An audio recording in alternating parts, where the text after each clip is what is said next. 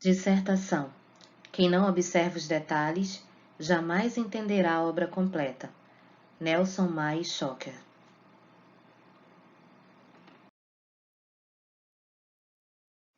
A linguagem dissertativa deve ser culta, jamais arcaica, preciosa ou chula. Deve apresentar coesão e coerência, usos conectivos coordenados e subordinados. As ideias devem ser lógicas, claras e objetivas, a fim de que se valorize o conteúdo transmitido.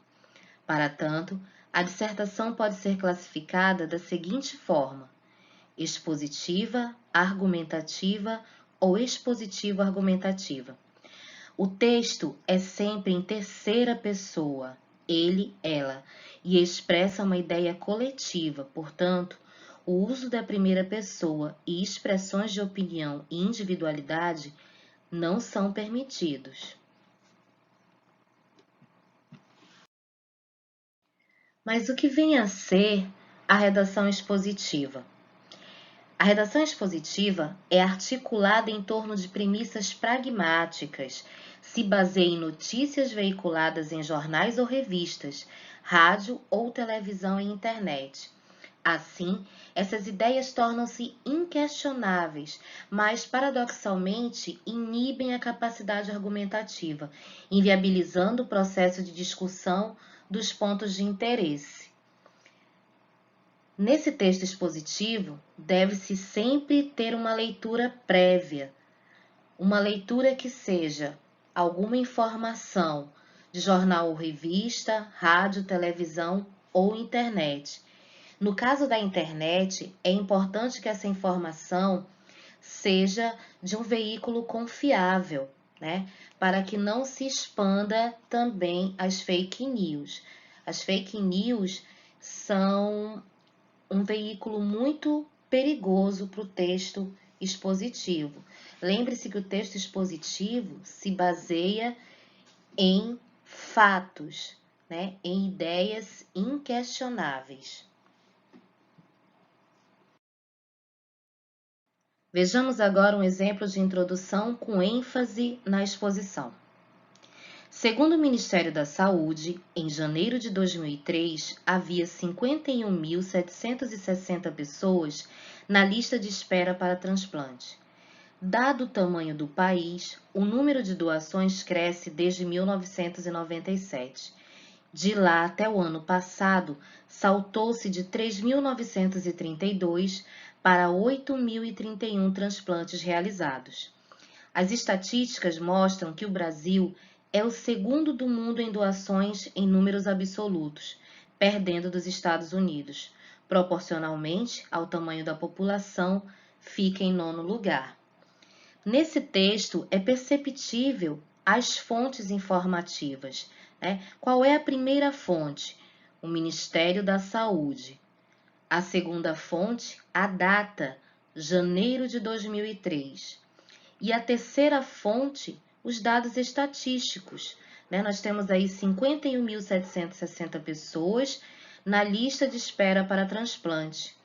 E aí depois nós verificamos outros dados que são as doações desses transplantes e novamente a data 1997. Né? Nós temos aí outros números, né, que são os dados, né, de crescimento, e aí vai se baseando também uma comparação entre o Brasil e os Estados Unidos, relacionando aí com a questão proporcional ao tamanho da população. Argumentativa. Essa composição denota exposição de ideias por meio da análise crítica de um determinado tema posto em discussão.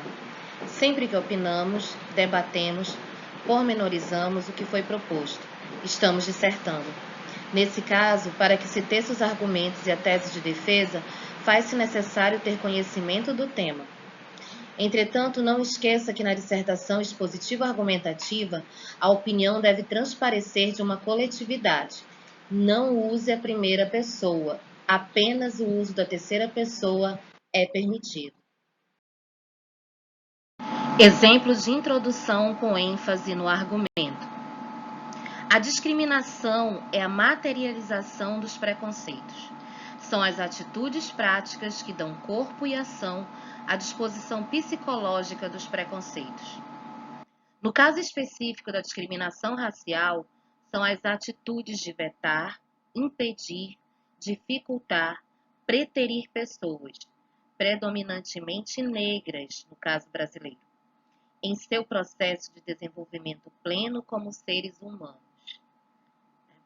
O texto argumentativo, ele traz logo no tópico frasal ou frase núcleo a especificação do que ele vai tratar e qual a tese de defesa. No caso aqui, nós estamos falando sobre a discriminação, né, e o preconceito racial. E ele dá todas essas informações, né? O tópico frasal, a discriminação é a materialização dos preconceitos. Como que ocorre essa materialização? Ele continua. São as atitudes práticas que dão corpo e ação à disposição psicológica dos preconceitos. E então ele explica como que essas atitudes se desenvolvem. No caso aqui, são as atitudes de vetar, impedir, dificultar, preterir pessoas. Especifica mais ainda quem são essas pessoas. Pessoas predominantemente negras. E um pouco mais de informação onde ocorre essa discriminação de pessoas predominantemente negras. No Brasil, no caso brasileiro.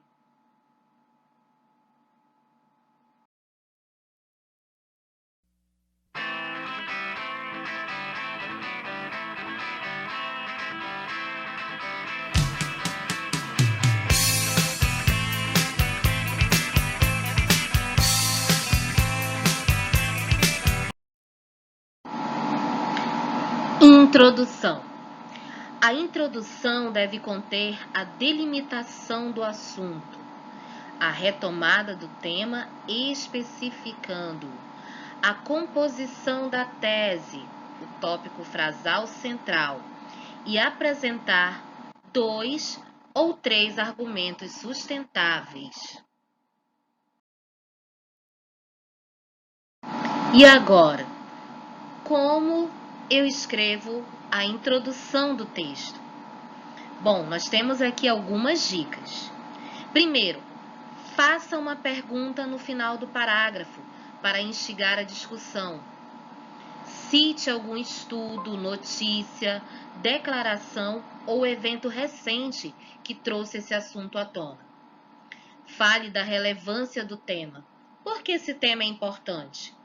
Mencione que o assunto vem sendo debatido na mídia nos últimos tempos.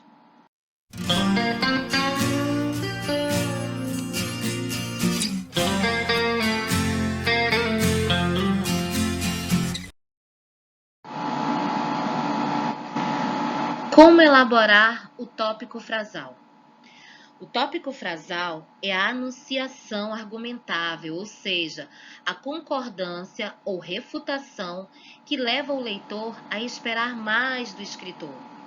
Uma explicação, uma prova, detalhes, exemplos, para completar o parágrafo e apresentar um raciocínio completo.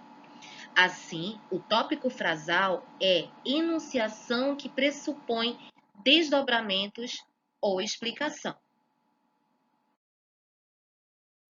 Vejamos alguns exemplos de tópico frasal. 1.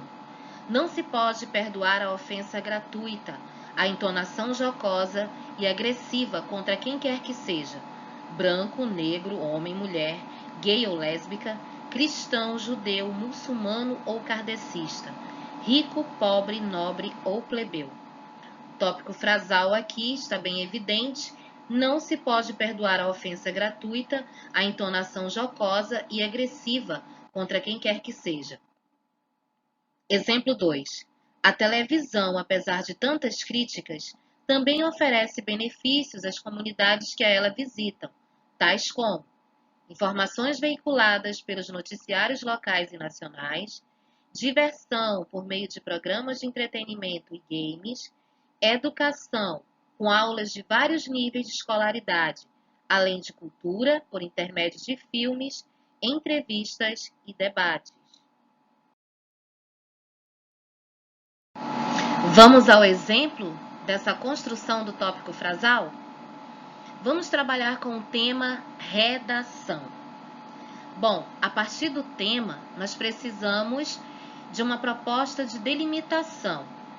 O tema redação ele é muito amplo, então vamos pensar na redação do vestibular, por exemplo. Nesse caso, a redação e o vestibular da Universidade Federal do Amazonas, a UFAM. Muito bem, após o tema e a proposta de delimitação, nós precisamos de um objetivo. Qual é o objetivo desse meu texto? Tecer críticas à decisão da Conveste de reduzir o valor atribuído à prova de redação e eliminar as exigências da segunda fase para os candidatos de exatas e biológicas. Ok, agora que eu já tenho o tema, fiz a minha proposta de delimitação e tracei aqui o meu objetivo, eu posso, enfim, construir o tópico frasal ou frase núcleo. Vamos lá. Para algumas pessoas, não parece ser fácil entender o conceito da contramão da história. É o caso dos membros da comissão do concurso vestibular da Universidade Federal do Amazonas, que, em recente e polêmica decisão, acharam por bem não só alterar para menos o valor atribuído à prova de redação, mas também eliminar esse mecanismo da segunda fase para os candidatos das áreas de exatas e biológicas. O fato merece algumas reflexões.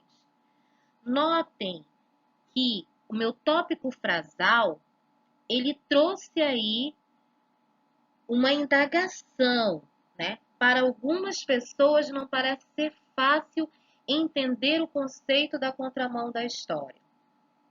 Que contramão é essa? Quem são essas pessoas? Logo após o tópico frasal, o texto especifica tanto as pessoas quanto essa contramão.